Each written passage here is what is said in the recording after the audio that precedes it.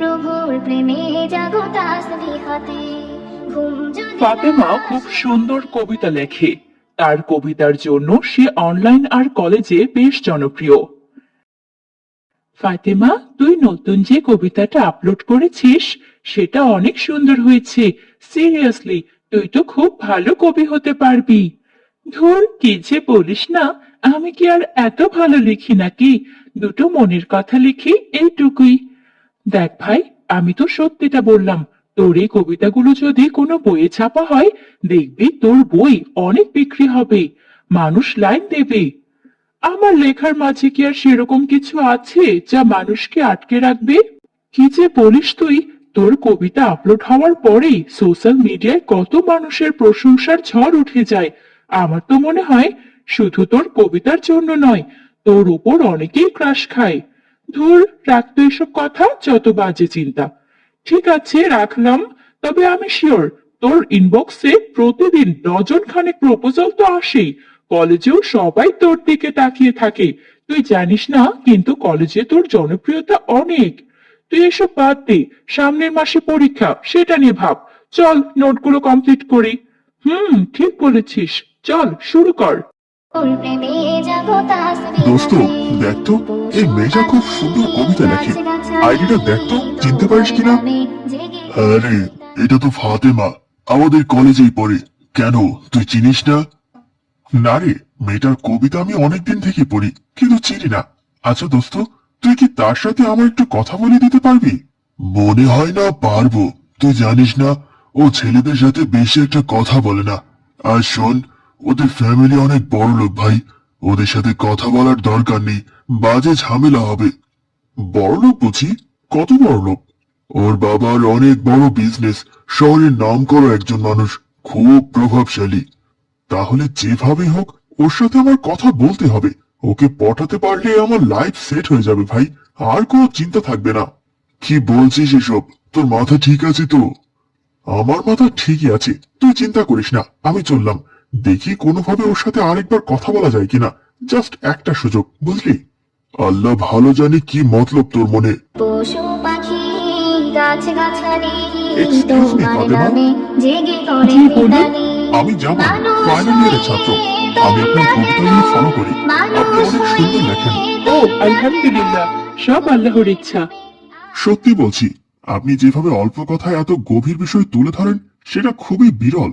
আপনাকে ধন্যবাদ। আর কিছু বলবেন কি? আমার ক্লাসে যেতে হবে। আমি বুঝতে পারছি ফাতেমা, আপনি অনেক ব্যস্ত। আসলে আমি একটা বিষয়ে সাহায্য চাইতে এসেছি। কি বিষয় বলুন? আমিও একটু একটু কবিতা লিখি, কিন্তু ভুল ধরিয়ে দেওয়ার কেউ নেই। আপনি তো এত ভালো লেখেন, আপনি কি আমাকে একটু শেখাবেন? আমি নিজেই ভালো লিখতে জানি না। আল্লাহর রহমত ছাড়া কি লেখালেখি করা যায় বলুন? আমার থেকে শেখার কি আছে? প্লিজ, আপনি না করবেন না। আমার বিশ্বাস, আপনি শিখিয়ে দিলে আমি পারবো। আর শুনুন, আমি আপনাকে অনেকদিন আগে মেসেজ রিকোয়েস্ট দিয়েছি, রিপ্লাই দিবেন প্লিজ। আচ্ছা, ঠিক আছে, দেব। তবে শুধু কবিতা নিয়ে কথা বলতে হবে। এর বাইরে আমি কোনো ব্যক্তিগত কথা বলবো না। ঠিক আছে, তাই হবে। ঘুম যদি না আসে গভীর প্রথম প্ল্যান রাতে, সফল হলো, এবার ধীরে ধীরে বাকিগুলো সফল করতে হবে। কবিতা নিয়ে কথা বলতে বলতে নিজের অজান্তেই ফাতেমা হারাম সম্পর্কে জড়িয়ে পড়ে। এরপর থেকে শুরু হয় একের পর এক ভুল। আকাশ বাতাস গ্রহ তারা সাগর নদী ঝর্ণা ফাতেমা, ধারা, রাত অনেক হলো, আকাশ ফোনে এত কথা বাতাস বলছো কার সাথে? গ্রহ তারা আয়েশা ফোন দিয়েছে মা, সাগর নদী একটা জরুরি ঝর্ণা বিষয় নিয়ে ধারা। কথা হচ্ছিল। এতক্ষণ ধরে কি কথা বলছে আয়েশা? প্রায় আধ ঘন্টা হয়ে গেল। একটা অধ্যায় বুঝিয়ে নিচ্ছে মা। বেশি রাত জেগো না, ইদানিং প্রায় তোমার ফজর কাজা হয়। এটা কিন্তু ভালো লক্ষণ নয়। উফ মা, আমি কি ছোট বাচ্চা নাকি যে নিজের ভালো মন্দ বুঝবো না? তুমি যাও তো এখন, আমার অনেক কাজ বাকি আছে। তুমি অনেক বদলে যাচ্ছ ফাতেমা। আমি তোমার পরিবর্তনটা স্পষ্ট দেখতে পাচ্ছি। আল্লাহ তাআলা ভালো জানেন তোমার এই পরিবর্তনের কারণ কি। আমি আগের মতোই আছি, তুমি যাও তো, আমার কোনো পরিবর্তন হয়নি। এইভাবেই ফাতেমা হারাম সম্পর্কে গভীরভাবে জড়িয়ে পড়ে এবং তার ঈমান দুর্বল হতে থাকে। একদিন ফাতেমার জন্য একটা প্রস্তাব আসে। পাখিদের কলতানে মিষ্টি সুরে, পাখিদের তুমি তো সব কলতানে শুনেছ। মিষ্টি সুরে, তোমার খালা যে ছেলেটার কথা বলেছে সে অনেক ভালো ও ভদ্র। তোমার বিয়ের বয়স হয়ে গেছে, বিয়েতে রাজি হয়ে যাও। আমাকে পড়াশোনা করতে দাও মা, আমি এখন বিয়ে করব না। ছেলে বলেছে বিয়ের পরেও পড়াশোনা করাবে, তোমার এই নিয়ে চিন্তা করতে হবে না। আর তোমার বাবাও মত দিয়েছেন। মা তুমি এখন যাও, এইসব নিয়ে পরে আলোচনা করব, এখন আমাকে একটু একা থাকতে দাও। ঠিক আছে, সময় নাও। আসে গভীর রাতে, প্রভুর প্রেমে জাগো তারা। মা চলে গেলে ফাতেমা দ্রুত জামানকে ফোন করলো। আসে গভীর রাতে, হ্যালো জামান, আমার বিয়ে ঠিক হয়ে গেছে। কি বলছো এসব? এখন কি হবে? তুমি বাসায় প্রস্তাব পাঠাও, আর দেরি করো না। আমার তো চাকরি নেই ফাতেমা, তোমার বাবা মানবেন না। তুমি জানো না তোমার বাবা কত বড় লোক? তাহলে কি করবে এখন? কিছু তো একটা করো, আমি অন্য কাউকে বিয়ে করতে পারবো না। চলো আমরা পালাই, এছাড়া আর কোনো উপায় নেই। তুমি যদি সত্যি আমায় চাও তবে এটাই একমাত্র পথ। পালাবো? এটা কি ঠিক হবে? এটা তো আরো বড় ভুল হবে। আর কোনো উপায় নেই ফাতেমা, তুমি যদি আমার সাথে থাকতে চাও তবে এটাই শেষ সুযোগ। বাসা থেকে যত গয়না টাকা পয়সা পাও সব নিয়ে এসো, আমি তোমার জন্য অপেক্ষা করব। আচ্ছা ঠিক আছে। গভীর রাতে ফাতেমা বাড়ির গহনা টাকা চুরি করে জামানের কাছে চলে আসে। বাস কখন আসবে? দেরি হচ্ছে কেন? তাড়াতাড়ি তো আসার কথা ছিল, দাঁড়াও আমি একটু খোঁজ নিয়ে দেখি। আচ্ছা শোনো, এলাকাটা ভালো না, টাকা আর গহনার ব্যাগটা আমায় দাও, তোমার কাছে থাকলে চুরি হয়ে যেতে পারে। নাও, তাড়াতাড়ি খোঁজ করে ফিরে এসো। আচ্ছা। জামান আর ফিরে আসলো না। এদিকে ফাতেমা অপেক্ষা করতে করতে ভোর হয়ে গেল। জীবন মিষ্টি হাওয়ায়, ঢেউয়ে ঢেউয়ে বয় নদী তরুণ আরে ফাতেমা, তুমি এখানে এত ভোরে কি করছো? আপনি কে? আমি তোমাকে চিনি, তুমিও চিনবে পরিচয় দিলে। আমি জামানের বন্ধু। আপনি কি জানেন জামান কোথায় গেছে? জামানের খোঁজ তো আমি জানি না, কেন কি হয়েছে? আসলে আমরা পালিয়ে এসেছি। ও আমার গহনা আর টাকার ব্যাগ নিয়ে সেই কখন বাসের খোঁজ করতে গেছে, এখনো ফেরেনি। ফাতেমা, তুমি অনেক ভালো মেয়ে, তাই তোমার কাছে কিছু লুকাতে চাচ্ছি না। আসলে জামান তোমাকে না, তোমার টাকা পয়সাকে ভালোবেসেছে। ও আমাকে ভালোবাসেনি মানে? কি বলছেন আপনি? হ্যাঁ, ভালোবাসেনি। ওর সব সময় তোমার টাকা পয়সার প্রতি লোভ ছিল। সে নিজেই বলেছিল তোমাকে পটাতে পারলে ওর লাইফ সেট হয়ে যাবে। হে আল্লাহ, আমি এ কি করলাম? একটা ভুল মানুষের জন্য হারাম সম্পর্কে জড়িয়ে পড়লাম। হে আল্লাহ, আমি এ কোন ভুল করলাম? আমি তোমার দিন থেকে সরে গিয়ে এ কি ভুল করলাম? আল্লাহ আমায় ক্ষমা করো। ফাতেমা নিজের ভুল বুঝতে পেরে সেখানে বসেই আহাজারি করে কাঁদতে থাকে। আল্লাহর পথে ফিরে আসার জন্য তার অন্তরাত্মা অস্থির হয়ে ওঠে। তোমাদের জন্য একটি কুইজ আছে। যারা কুইজের সঠিক উত্তর দিতে পারবে তাদের নাম পরবর্তী ভিডিওতে অ্যানাউন্স করা হবে। এর আগের ভিডিওতে কুইজের সঠিক উত্তর দিয়েছে মল্লিকা, আসিয়া খাতুন, নার্গিস সুলতানা, মোনা, মাহবুবা সুলতানা, মুশরা আহমেদ এবং আরো অনেকে। আজকের কুইজ হলো হযরত মুহাম্মদ সাল্লাল্লাহু আলাইহি ওয়াসাল্লামের স্ত্রীর সংখ্যা কত? সঠিক উত্তরটি এবং তোমাদের নাম কমেন্টে জানিয়ে দিও এবং সাবস্ক্রাইব করে বেল আইকনটি বাজিয়ে দাও, যাতে করে নতুন ভিডিওর কুইজে সবার আগে অংশগ্রহণ করতে পারো। দেখা হবে নতুন কোনো দিনই গল্পে। আল্লাহ হাফিজ। জানিস আয়েশা, কালকে আব্দুল্লাহ একটা সুন্দর কলম নিয়ে এসেছিল। এত সুন্দর দেখতে কলমটা।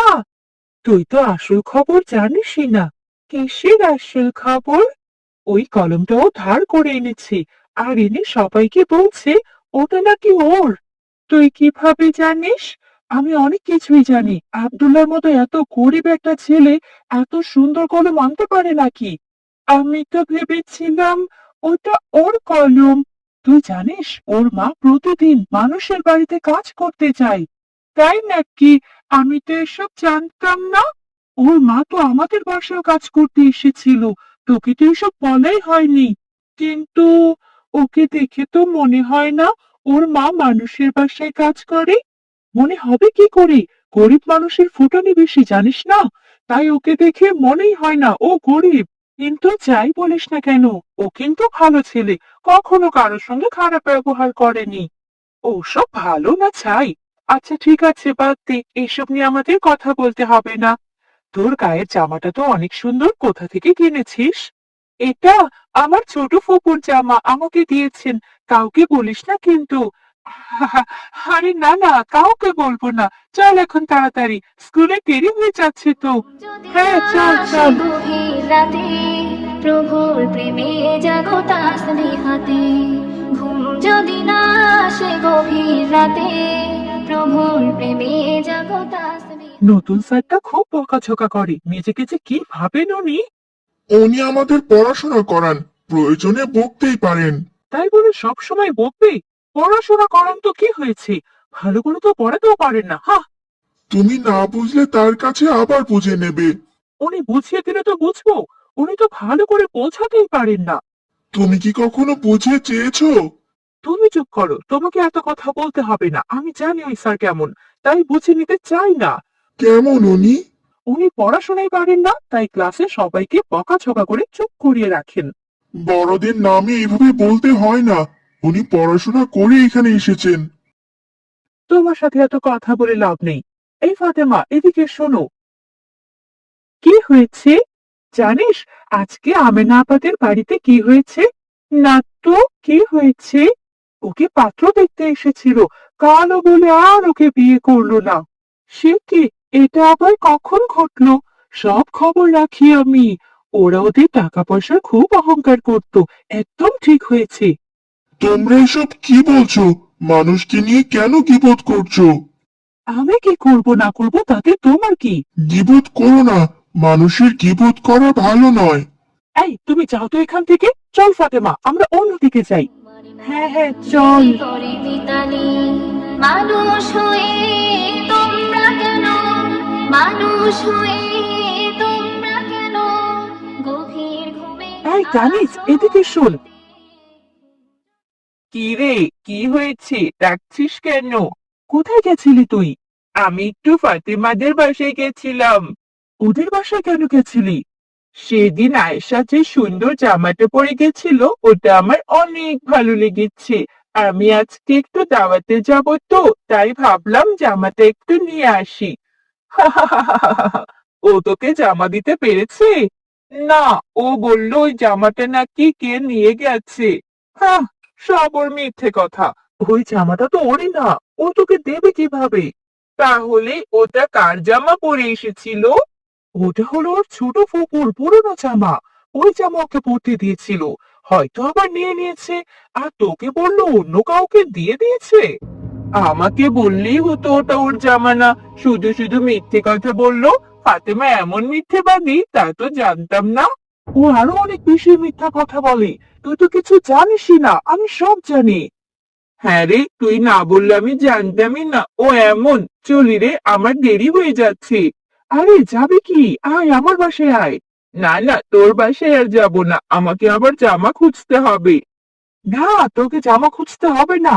আমার অনেক সুন্দর সুন্দর জামা আছে, সেগুলোর মধ্যে একটা পরে নিস। আমার সব জামা অনেক দামি, বুঝলি? কেউ আমাকে দেয়নি। তুই আমাকে জামা দিবি? হ্যাঁ, দেবো না কেন, ঘরে আয়।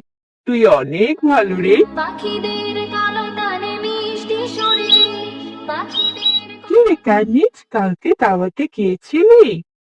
যাবো না তো কি, তোর জামা দিসনি বলে কি আমি যেতে পারবো না? এভাবে বলছিস কেন? জামাটা আমার কাছে থাকলে তোকে দিতাম।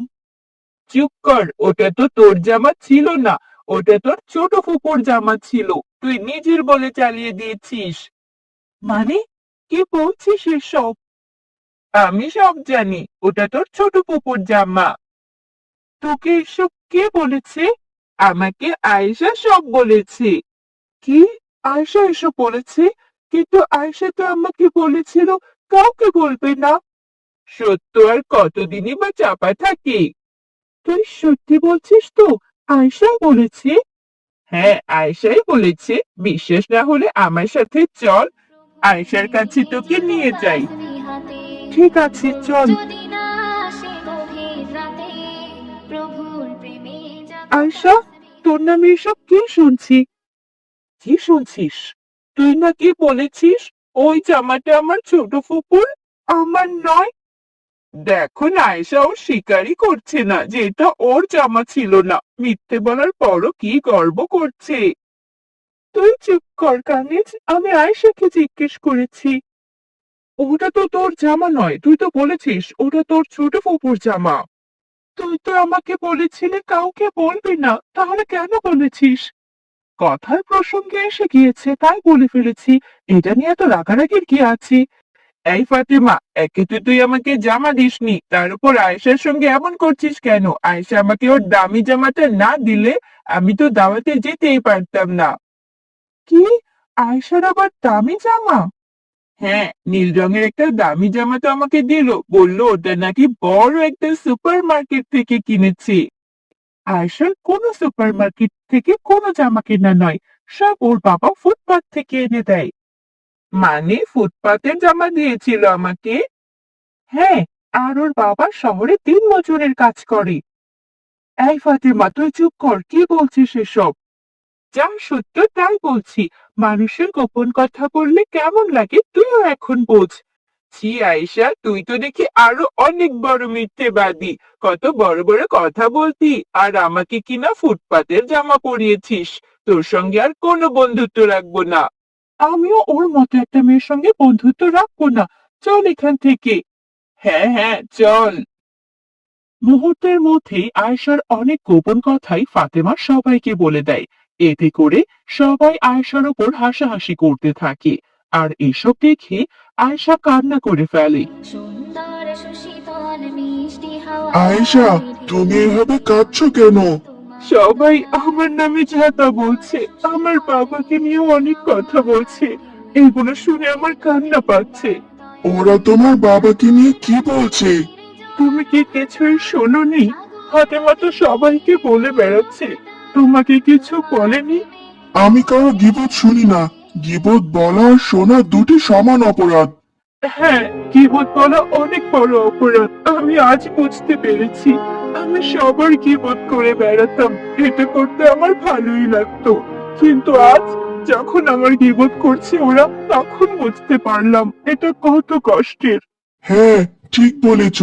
আর গীবত করা আল্লাহ তাআলা কখনোই পছন্দ করেন না। গীবত একটি কবিরা গুনাহ। গীবত মৃত মানুষের গোশত খাওয়ার থেকেও নিকৃষ্ট। তুমি যে নিজের ভুল বুঝতে পেরেছো, এটা শুনে ভালো লাগলো। আর কখনো গীবত করো না। তুমি ঠিক বলেছ, লোকের মুখে নিজের কথা গীবত শুনলে অনেক খারাপ লাগে। আমি বুঝেছি এটা কতটা খারাপ। তবে আজ থেকে প্রতিজ্ঞা করলাম, আর কখনো কারো গীবত করব না। আমি আব্দুল্লাহ। আমি আয়েশা। তোমরা আমাদের সাথে ইসলামের শিক্ষা গ্রহণ করো এবং ইসলাম ও আখিরাত সম্পর্কে জানো। মা, আমার লাঠিমটা কোথায় রেখেছো বলো তো? তোর টেবিলের উপর রাখা আছে। মা, আমি বাইরে খেলতে যাচ্ছি। আরে, মাত্র তো স্কুল থেকে ফিরলি, এখনই খেলতে যাবি? হ্যাঁ মা, আমার বাড়িতে একদম ভালো লাগছে না, আমি বাইরে খেলতে গেলাম। আচ্ছা যা, কিন্তু তাড়াতাড়ি ফিরে আসিস, সন্ধে করিস না। আর একা একা খেলিস না কোথাও। একা কেন খেলবো? আমি তো হামজাকে ডাকতে যাচ্ছি, হামজাকে নিয়ে খেলতে যাব।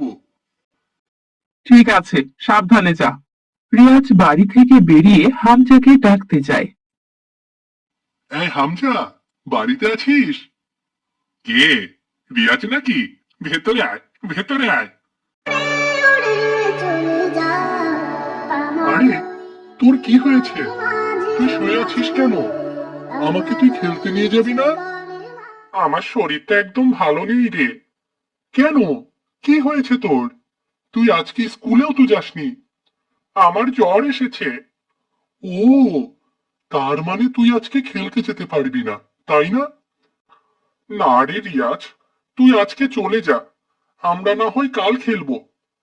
কি আর করার, তুই তাড়াতাড়ি সুস্থ হয়ে নে। একা একা খেলতে আমার একটুও ভালো লাগে না। আচ্ছা, ঠিক আছে। রিয়াজ হামজাদের বাড়ি থেকে বের হয়ে একা একা হাঁটতে থাকে। ধুর, আজকে কেউ খেলতে আসলো না। বিকেলটা আজ কেমন যেন মিনমিনে হয়ে থাকবে। আমি বরং একা একা খেলি। এই জায়গাটা বেশ ভালো লাগছে। এখানে একটু লাটিম খেলে দেখি কেমন লাগে। রিয়াজ লাঠিম খেলতে থাকে। খেলতে খেলতে এক পর্যায়ে রিয়াজের লাঠিম একটা খাদে পড়ে যায়। এই রে, যা, লাটিমটা খাদে পড়ে গেল। একটা মাত্রই লাটিম আমার। ধুর, এটাকে এখন তুলতে হবে। আজকের দিনটাই ভালো না। রিয়াজ লাঠিম তোলার জন্য খাদে নামে। আরে, কোথায় পড়লো লাটিমটা? খুঁজেই তো পাচ্ছি না। কোথায় গেল? ওই তো, ওখানে পড়ে আছে। রিয়াজ লাঠিম হাতে নিতেই দেখতে পায় সেখানে একটা পাইপ। আরে, এটা আবার কিসের পাইপ? দেখতে কেমন যেন লাগছে। এটাকে কি আমি একবার ছুঁয়ে দেখব? কিন্তু কোনো বিপদ হবে না তো? ধুর, কি আবার বিপদ হবে? একটু দেখি এটা কি জিনিস। রিয়াজ পাইপটা খুলতেই সেখান থেকে পেট্রোল বেরিয়ে আসে। আরে রে রে, এগুলো কি বের হচ্ছে? এই জিনিসগুলো আবার কি? একটা কাজ করি, এখান থেকে এই কৌটোটায় এগুলো নিয়ে বাড়িতে নিয়ে যাই। বাড়িতে নিয়ে গিয়ে গবেষণা করে দেখব এগুলো আসলে কি জিনিস।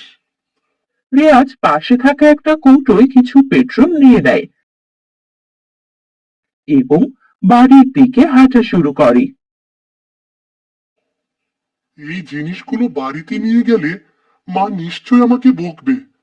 কেমন কালো কালো গন্ধওয়ালা, বাসার ভেতরে ঢুকতেই দেবে না মা।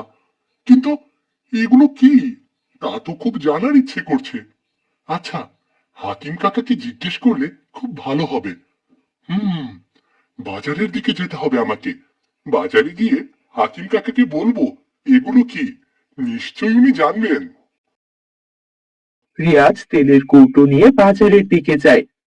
হাকিম কাকার দোকানে গিয়ে হাকিম কাকাকে বলে, আসসালামু আলাইকুম হাকিম কাকা।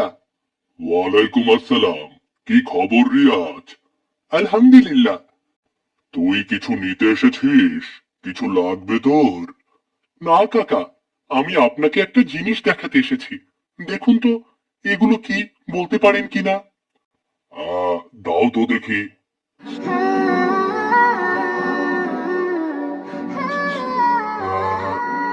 এটা হচ্ছে পেট্রোল। তুমি এটা কোথায় পেলে?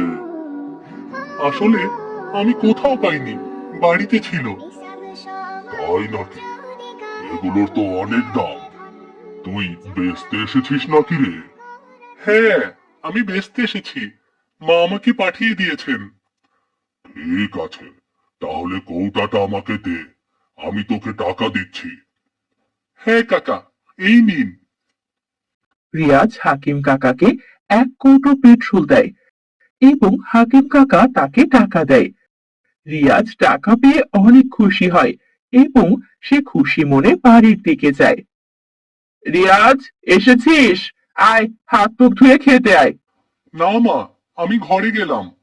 আরে খেয়ে দে, ঘরে যা। না মা, আমার একটুও খিদে নেই। আমি ঘরে গেলাম। রিয়াজ না খেয়ে ঘরে চলে যায়। বিছানায় শুয়ে রিয়াজ মনে মনে ভাবতে থাকে, আরে, আমি তো অনেক টাকা পেয়ে গেলাম। এই টাকাগুলো দিয়ে আমি কি করব?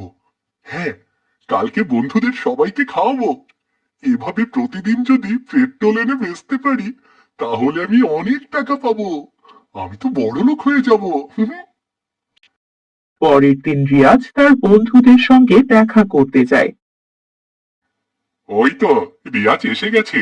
কিরে, তোকে আজকে এত খুশি দেখাচ্ছে কেন রে? আমার কথা ছাড়, তোর শরীর এখন কেমন?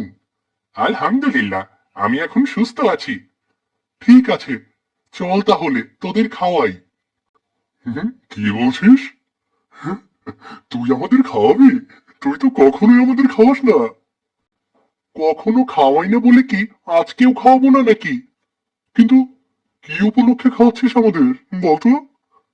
হামজা সুস্থ হয়েছে, এই উপলক্ষেই খাওয়াবো। বেশি কথা না বলে চল এখন। কিন্তু তুই এত টাকা কোথায় পাবি? আমি আলাদিনের চেরাগ পেয়েছি, বুঝলি? সেখান থেকে অনেক টাকা আসে। এখন বেশি কথা না বলে চল আমার সঙ্গে। তোরা কি কিছু খেতে চাস না নাকি? আরে চাই চাই, আমরা কেন খাবো না? চল চল, হ্যাঁ তাড়াতাড়ি চল। এভাবে রিয়াজ প্রতিদিন কুয়া থেকে পেট্রোল নেয় এবং হাকিম কাকার কাছে বিক্রি করে। সেই টাকা দিয়ে বন্ধুদের সঙ্গে ফুর্তি করতে থাকে। কিন্তু একদিন হলো এক বিপদ। মা, তুমি আমাকে কেন ফুটবল কিনে দেবে না? সবার কাছে ফুটবল আছে, কিন্তু আমার কাছে কোনো ফুটবল নেই। এত ফুটবল ফুটবল করতে হবে না, আগে পড়াশোনায় মন দে। আমাকে ফুটবল কিনে দিতেই হবে, আমি কিছুই শুনবো না। আর একটা কথা বললে তোর বাবাকে গিয়ে বলে দেব। আমাকে শুধু কটা টাকা দাও, আমি নিজেই কিনে নিয়ে আসবো। ফুটবলের দাম অনেক বুঝলি, এত টাকা আমার কাছে নেই। তাহলে বাবার কাছ থেকে এনে দাও। তোর বাবার কাছেও কোনো টাকা নেই এখন। আর একবার যদি ফুটবলের কথা বলেছিস তাহলে এখনই মার শুরু করে দেব। ধুর, আর কিচ্ছু ভালো লাগছে না, আমি বাইরে গেলাম। রিয়াজ রাগ করে বাইরে বেরিয়ে আসে এবং সে চিন্তা করে তার বন্ধুদের কাছে যাবে। কিরে রিয়াজ, তোর এত মন খারাপ লাগছে কেন?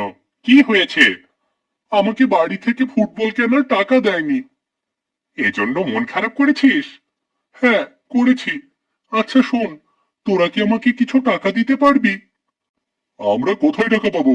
আমাদের কি এত টাকা আছে নাকি? আমাকে কোনোভাবে টাকা এনে দে, আমি পরে শোধ দিয়ে দেব।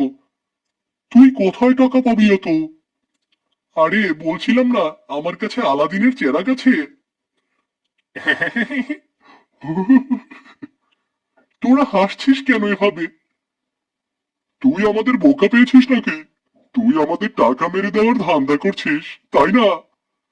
আমি কেন এটা ভাববো? শোন, আমি তোদের অনেক খাইয়েছি, এখন আমাকে সাহায্য কর। হ্যাঁ, না না, আমরা কি পাগল নাকি যে আমাদের টাকা তোকে দেব? চল হামজা, আমরা এখান থেকে চলে যাই।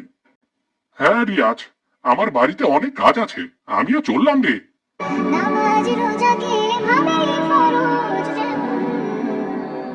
আমার বিপদের সময় কেউ আমাকে সাহায্য করলো না।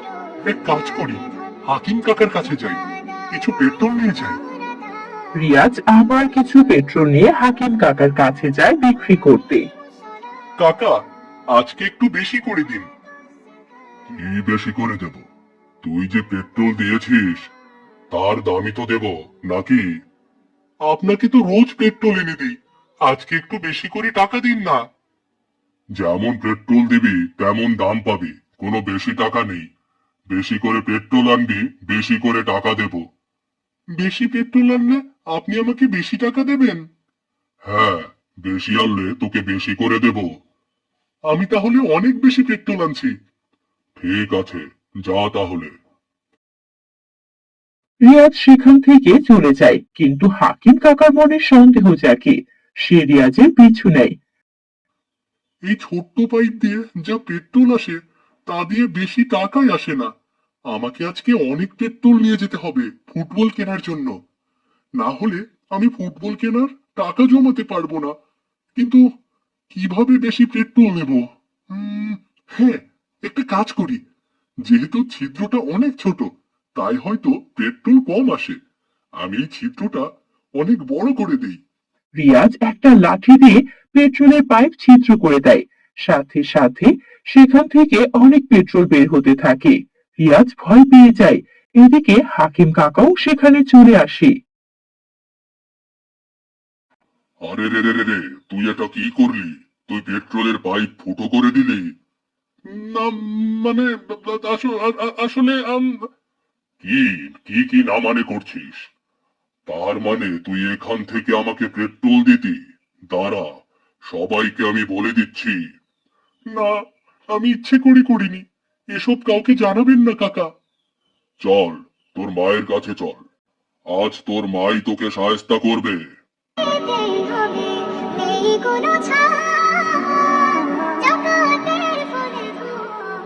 হাকিম কাকা রিয়াজকে তার মায়ের কাছে নিয়ে যায় এবং তার মাকে সব ঘটনা খুলে বলে।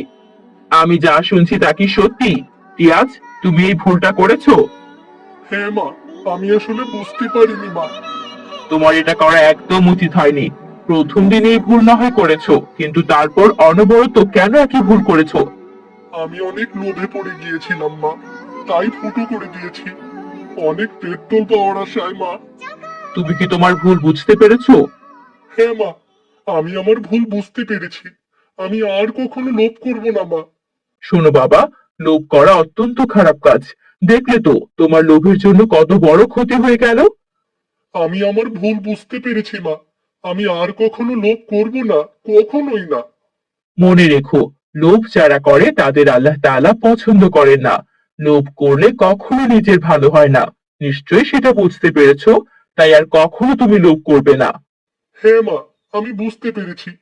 আমি আসলে ভুলে গিয়েছিলাম যে লোভে পাপ, আর পাপীকে আল্লাহ তাআলা পছন্দ করে না। আমি আর কখনোই লোভ করব না মা, আর কখনোই না। মাশাআল্লাহ, তুমি বুঝতে পেরেছো, এটাই অনেক। লোভ করা যে খারাপ এটার প্রমাণ তুমি হাতে নাতে পেয়েছো। এরপর আর কখনোই রিয়াজ লোভ করেনি, কারণ সে জানে লোভ করা ভালো নয়।